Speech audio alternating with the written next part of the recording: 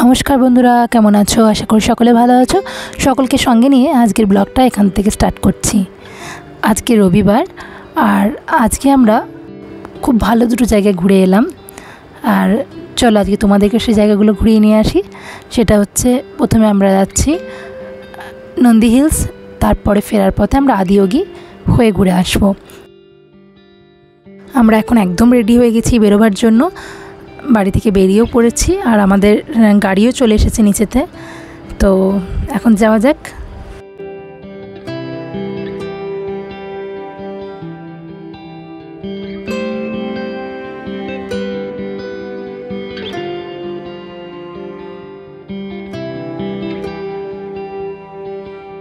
এখানে কোনো কারণে রাসুর মুডটা একটু অফ হয়েছিল, তাই আমি আর টুকাইদি মিলে ওকে একটু ভোলাবার চেষ্টা করছি। বাচ্চাদের মুড খুব তাড়াতাড়ি চেঞ্জ হয়ে যায়, তখনই ভালো তো তখনই মুড অফ হয়ে যায়, বোঝা খুব মুশকিল। আর এই দেখো আমাদের গাড়িও চলে এসেছে, এখন আমরা এবার এখান থেকে রওনা হব। তবে বেড়াতে গিয়ে রাসু কোনো ডিস্টার্ব করে না, খুব ভালো বাচ্চা হয়ে থাকে। গাড়িতে উঠেই ঘুমিয়ে পড়ে, আবার ফেরার সময়ও তাই হয়েছিল, গাড়িতে উঠে ঘুমিয়ে পড়েছিল। আর না হলে বেচারা সত্যিই ওর খুব কষ্ট হতো, কারণ অনেকটা রাস্তা তো, আর পাহাড়ি রাস্তায় এমনিই বড়দের একটু অসুবিধা হয়। তো ও তো খুবই বাচ্চা, কিন্তু যাক কোনো অসুবিধা হয়নি, ও ঘুমিয়েই ছিল। কোথাও বেড়াতে যাওয়ার সময় বাড়ির দিকে এরকম তাকিয়ে থাকতে খুব ভালো লাগে, তাই না? আমার তো বেশ লাগে। ট্রেন হোক, বাস হোক বা গাড়ি হোক, জানলার ধারে এরকম একটা সিট পেয়ে গেলে বাইরের দিকে তাকাতে তাকাতে কোথায় এই টাইমটা পেরিয়ে যায় ঠিক বোঝাই যায় না, বেশ ভালো লাগে।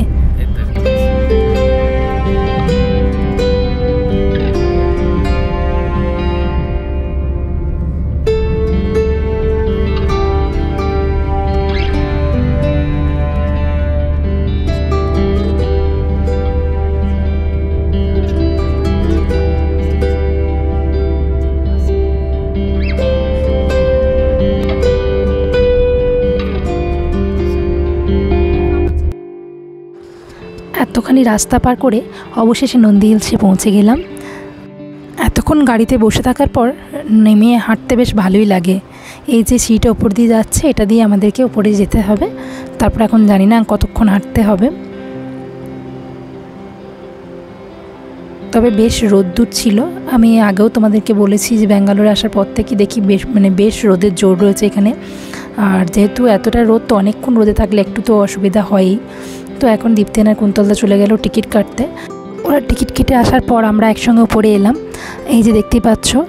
আর এইখানটা চারিদিকটা এরকম ঘেরা, তার কারণ হচ্ছে এটা হচ্ছে টিপু সুলতানের সামার রিট্রিট। ব্যাপারটা হলো এরকম যে উনি গ্রীষ্মকালে অবসর সময় কাটাবার জন্য এখানে আসতেন। তো সেই জন্য বাইরেটা এরকম উঁচু প্রাচীর দিয়ে ঘেরা।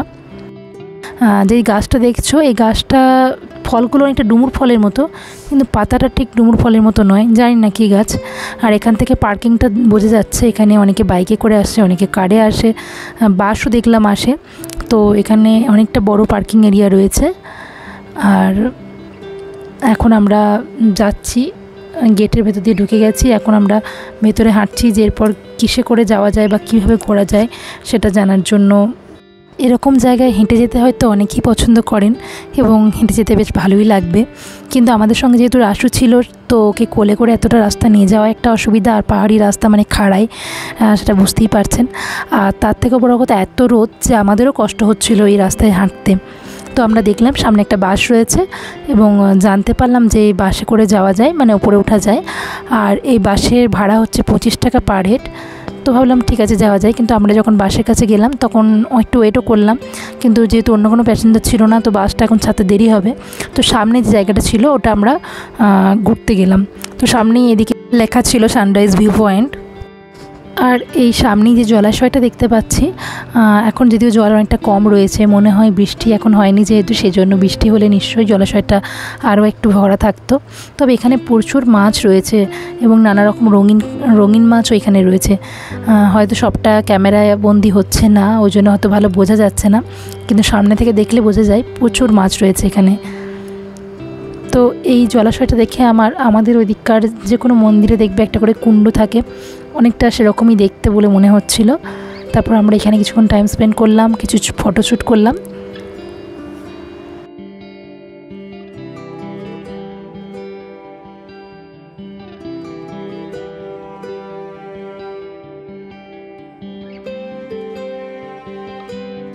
তারপর অপেক্ষার অবসান হলো, আরও অনেক প্যাসেঞ্জার এলো এবং তারপর বাসটাও ছাড়লো আর আমরাও বাসে করে নন্দী হিলসের উপরে চলে এলাম। বেশ বাস থেকেও দেখতে বেশ ভালো লাগছিল। তো এখানে হাঁটতে হাঁটতে হঠাৎ একটা মজার ঘটনা হয়। টুকাই দিয়ে একটা ছোট্ট টিফিন কোটো করে রাসুর জন্য একটু অল্প করে মাখনা আর বিস্কিট নিয়ে এসেছিলো। তো তখনই রাসু খাচ্ছিল বলে বার করেছিল টিফিন কোটোটা। আর এখানে যেহেতু অনেক বান্দরের উৎপাত, তো দুটো বান্দর এসে টুকাই দিয়ে হাত থেকে কোটোটা কেড়ে নেয়। মাখনা বিস্কিটগুলো তো পড়িয়ে যায়, কিন্তু তাও টিফিন কোটোটা ওরা দিতে চাইছিল না। সেই দেখে রাসুর তো কী কান্না। তারপরে অবশেষে টিফিন কোটোটা উদ্ধার করা গেল। আর এখন অনেকটা বেলা হয়ে গিয়েছিলো বলে আমাদেরও খিদে পেয়ে গিয়েছিলো। তো আমরা একবারে এখানে এসে লাঞ্চ করতে বসে গেলাম। আর এই রেস্টুরেন্টটা থেকে ভিউটা দেখো বাইরের, কি অসাধারণ লাগছে এখান থেকে দেখতে।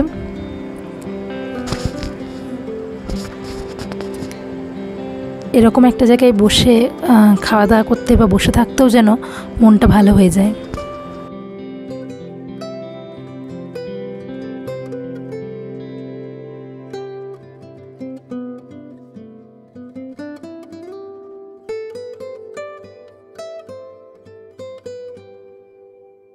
আমাদের লাঞ্চ কমপ্লিট করে আমরা ওখান থেকে বেরিয়ে আসি সামনেই যে ভিউ পয়েন্টটা রয়েছে সেখানে যাওয়ার জন্য। তখন দেখি একটা বাঁদর একটা বাচ্চার দুধের বোতল নিয়ে উপরে উঠে গেছে এবং সেটাই সবাই দেখছে।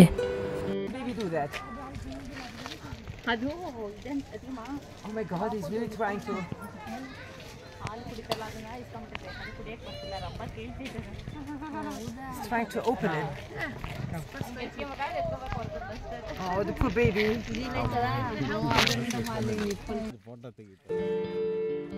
কি সাংঘাতিক ব্যাপার, তাই না?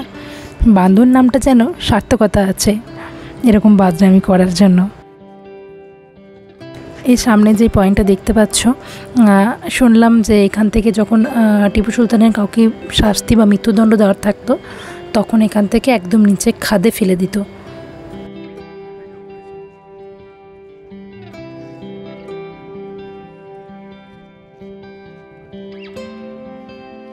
প্রচণ্ড রোদ যেমন ছিল সেরকম খুব সুন্দর হাওয়াও দিচ্ছিল। আর সেই জন্য রোদটা থাকলেও মানে খুব বেশি কষ্ট হচ্ছিল না, কিন্তু এই হাওয়াটা না থাকলে যেন সত্যিই রোদটা নেওয়া যেত না। ব্যাঙ্গালোরে এই জিনিসটা আমি দেখেছি, যেমন রোদ যেমন বেশি থাকে সেরকম হাওয়াও দেয় খুব সুন্দর। আর এখান থেকে সত্যিই দেখার মতো লাগছে জায়গাটা। তবে আমরা পরে গাইড নিয়েছিলাম এবং আমি বলবো এখানে এলে অবশ্যই গাইড নেওয়াটাই উচিত, কারণ গাইড না থাকলে আমাদের দেখার দৃষ্টিভঙ্গি একরকম হয় এবং তার চোখ দিয়ে গাইডের চোখ দিয়ে দেখার দৃষ্টিভঙ্গিটা অন্যরকম হয়ে যায় এবং তখন বেশি ভালো লাগে। তো এত খরচা করে যখন বেড়াতে আসছি, তো আমার মনে হয় কিছু টাকা খরচ করে অবশ্যই গাইড নেওয়াটা উচিত এবং অবশ্যই গাইড যিনি হবেন সেটাও যেন ভালো গাইড হয়, তার উপরও অনেক কিছু নির্ভর করে। তবে সত্যি আমরা যে গাইডটাকে পেয়েছিলাম উনি ভীষণই ভালো এবং খুব ভালোভাবে এক্সপ্লেন করছিলেন, তো আমাদের সেজন্য খুব ভালো লেগেছে। আমরা আর জানতে পারলাম এখানে যে সেপ্টেম্বর টু ফেব্রুয়ারি মাসটা হচ্ছে খুব ভালো টাইম। এই যে এখন ভিডিওটা দেখছো, এটা আমরা এই ভিউটা পাইনি, কিন্তু এরকম ভিউ সত্যিই হয়।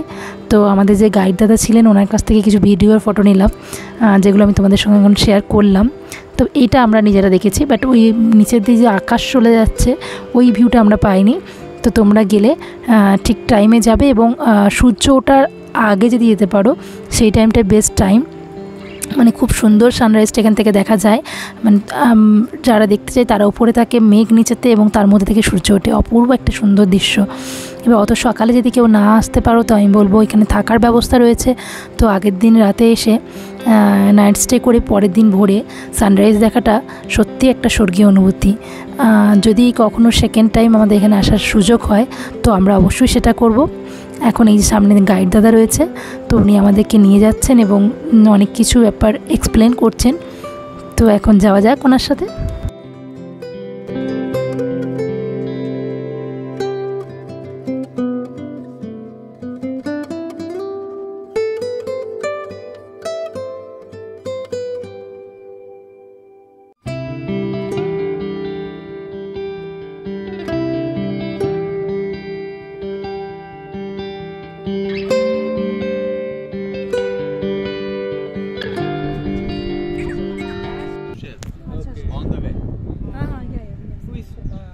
Sir, this is Nandi Hills actually, maybe 1,400 years old. না স্টিল নিয়ে নেই নিয়ে নিচ্ছি স্টিল হবে না We'll go stand that side. No, we'll.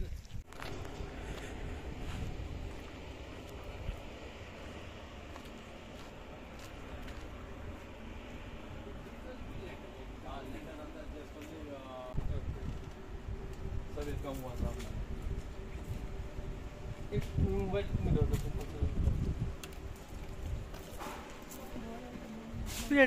the fruits coming. Without flower, there are fruits is coming.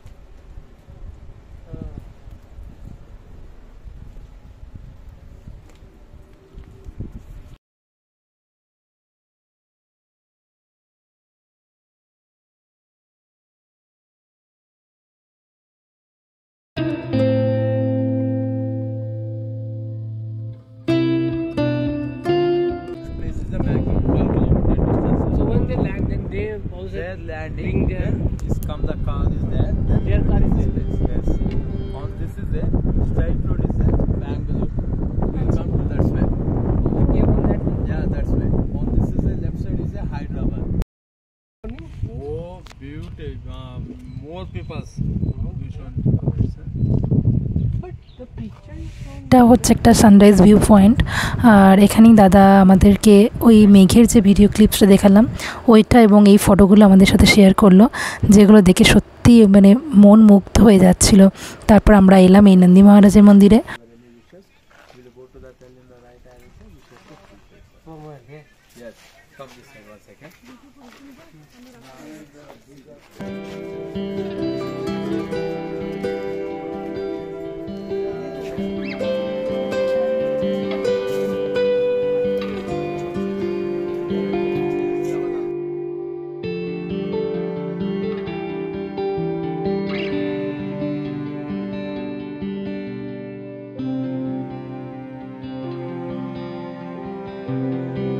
তবে এখানে আরেকটা জিনিসও ভালো লাগলো এখানে পুজো দেওয়ার জন্য বা প্রণামী দেওয়ার জন্য কোনো জোড়াজুড়ি নেই তোমার যা ইচ্ছা তুমি তাই দিতে পারো নাও দিতে পারো কোনো ব্যাপার নেই দর্শন করা হলো এখানে ভালো করে প্রণাম করাও হলো আমাদের আর তারপরে প্রদক্ষিণও করা হলো তারপরে একটু ফটো তুলে নিলাম ফটো তুলে আমরা চলে গেলাম এরপরে একটা গুহা ছিল এখানে এই গুহাটাতে নাকি স্বামী বিবেকানন্দ মানে মেডিটেশন করার জন্য আসতেন বা ছিলেন এখানে অনেক দিন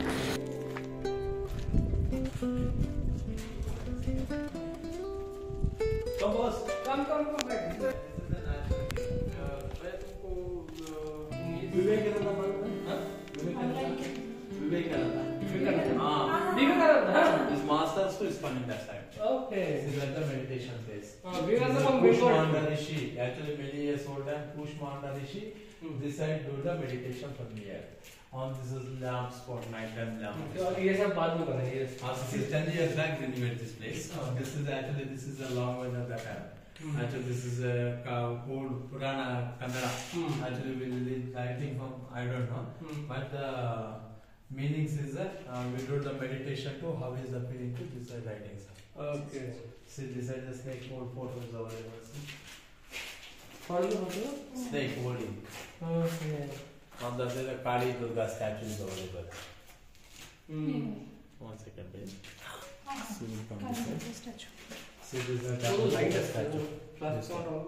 This is the Kali Durga statue and this is the Kali Durga vehicle. इधर फोन देखा तो लाइट है.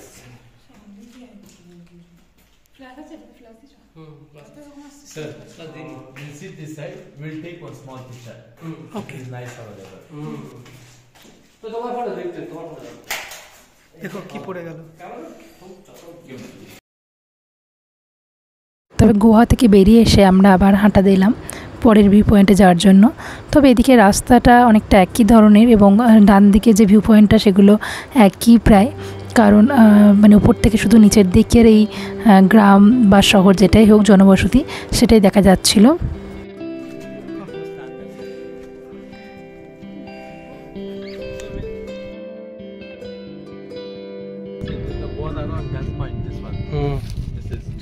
Okay. And this is the canal point.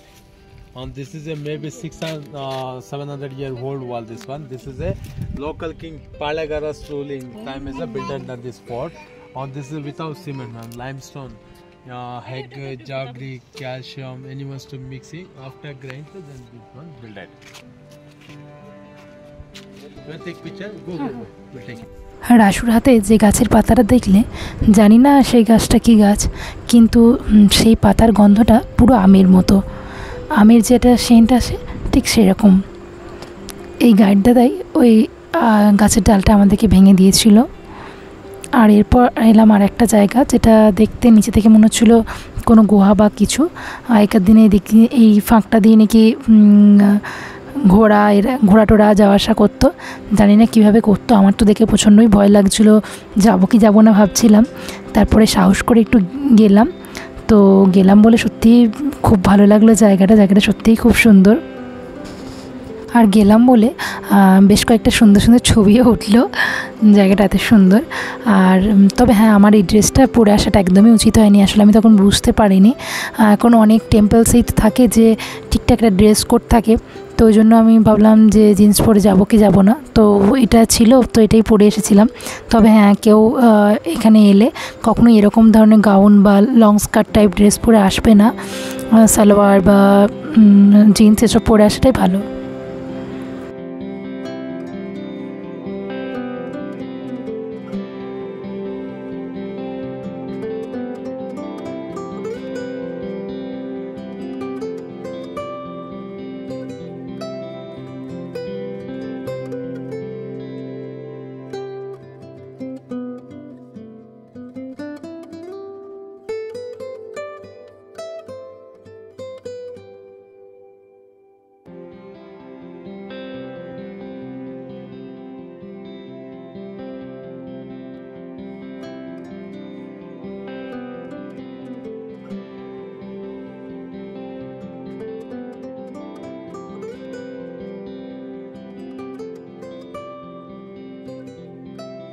That the whole time is give the information place. Okay. And see, that is the Vishweshwaraya. He is the Indian first civil engineer birthplace. That's one on the ground. Okay. On the ground backside buildings available. Na? His name of the Saram Vishweshwaraya.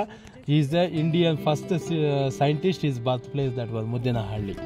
That side is a Puttapati Sai Baba trust is available. Okay.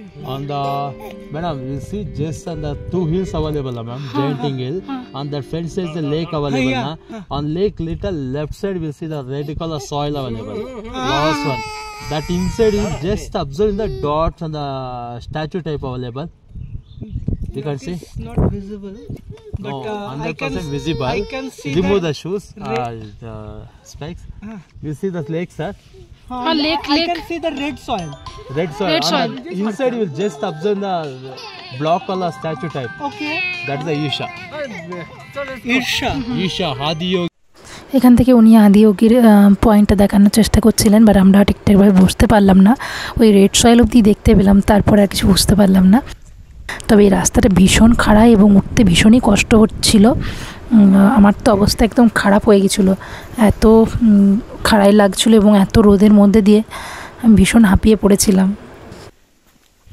পাহাড়ি রাস্তা এত turn হয় আর এত বেশি মানে হাঁটতে কষ্ট হয়, এই জন্যই বোধহয় আমার পাহাড় অত ভালো লাগে না, সমুদ্র বেশি ভালো লাগে। আর এখানে যে চেয়ারগুলো পাতা রয়েছে দেখেই বুঝতে পারছো, এগুলো হচ্ছে ভিউ পয়েন্ট এবং এখান থেকেও মনে হয় সূর্যোদয় দেখা যায়, সেজন্য এখানে এগুলো পাতা আছে।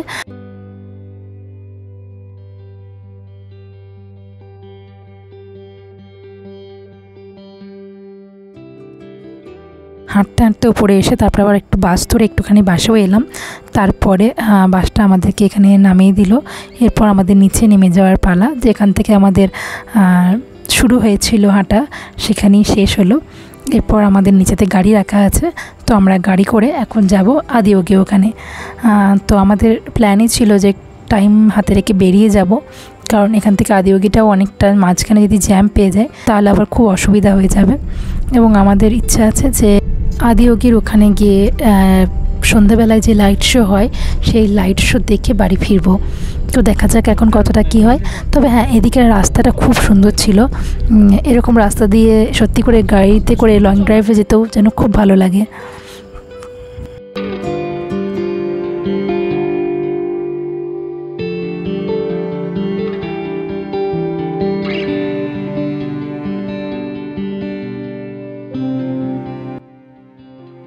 এই যে সামনেই দেখা যাচ্ছে আদিয়োগীর মেন গেটটা, এই গেটের ভেতর দিয়ে আমাদেরকে ভেতরে যেতে হবে। ওখানেও পার্কিংয়ের ব্যবস্থা আছে। একদিনে বেশ ভালোই দুটো জায়গায় ঘোরা হলো এবং দুটো জায়গায় খুব সুন্দর ছিল। তবে হ্যাঁ, এই রোদ গরমটা যদি একটু কম থাকতো তাহলে যেন আর একটু ভালো হতো, কারণ সবটাই তো খোলা জায়গার মধ্যে। আর এখানে মানে যে ফ্লোরটা আর কি মেঝের মতো যেটা করা আছে, এটা রোদে পুরো তেতে গেছে এত যে খালি পায়ে হাঁটতে হবে, কারণ এদের এখানে নিয়ম হচ্ছে মন্দির চত্বরে ঢোকার আগে জুতোটা জমা দিয়ে দিতে হবে এবং টোকেন দিয়ে দেবে আপনাদেরকে, আলাদা থলিতে ভরে রেখে দিচ্ছে ওরা, তো সেই টোকেন অনুযায়ী বেরোবার সময় সেখান থেকে নিয়ে নিতে হবে। কিন্তু এত গরম, এবং এই যে মেন যে চাতালের মতো রয়েছে এখান থেকে যে আদিয়োগীর মূর্তির কাজ অবধি কী গরম বলে বোঝানো যাবে না। এবং মাঝখানে চটের মতো এটা পেতে দিয়েছে, কিন্তু সেটাও ভীষণ গরম হয়ে গেছে। অনেক জায়গায় দেখেছি যে এগুলোতে উপর জল ঢেলে দেয় যাতে করে একটু ঠান্ডা থাকে, কিন্তু এই যা রোদ গরম, এখানে জল ঢালার সঙ্গে সঙ্গেই মনে হয় শুকিয়ে যাবে। এবং যেহেতু এখানে জলের অসুবিধা সেজন্য হয়তো এখানে এই ব্যবস্থাটা নেই, তাই একটু বেশ কষ্টই হচ্ছিল খালি পায়ে হাঁটতে। মানে এক প্রকার তো আমরা ছুটে ছুটে গেছি, এরকম ব্যাপার হয়েছে। কিন্তু সত্যি দেখতে অসাধারণ লাগছিল এবং খুবই মানে মনটা ভীষণ শান্তিতে পরিপূর্ণ হয়ে উঠছিল এই এত বড় একটা মহাদেবের মূর্তি দেখে।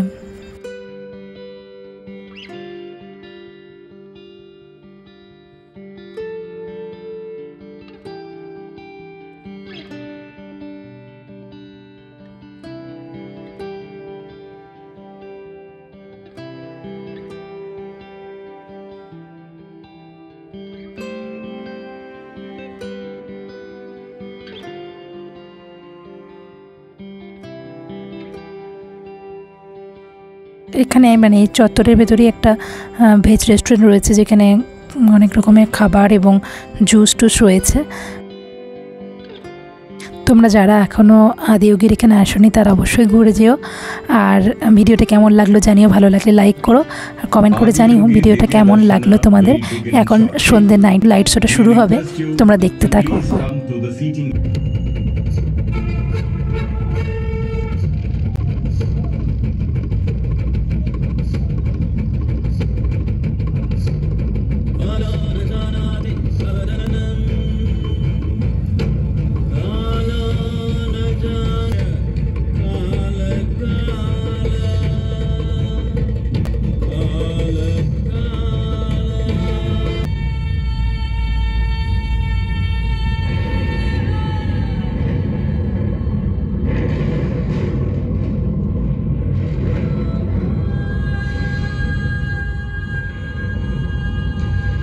Over 15,000 years ago, a being appeared in the upper regions of Himalayas.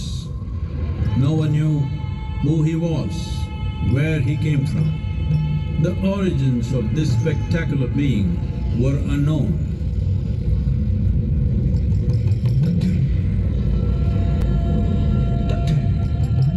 When his ecstasy allowed him some movement, he danced wildly.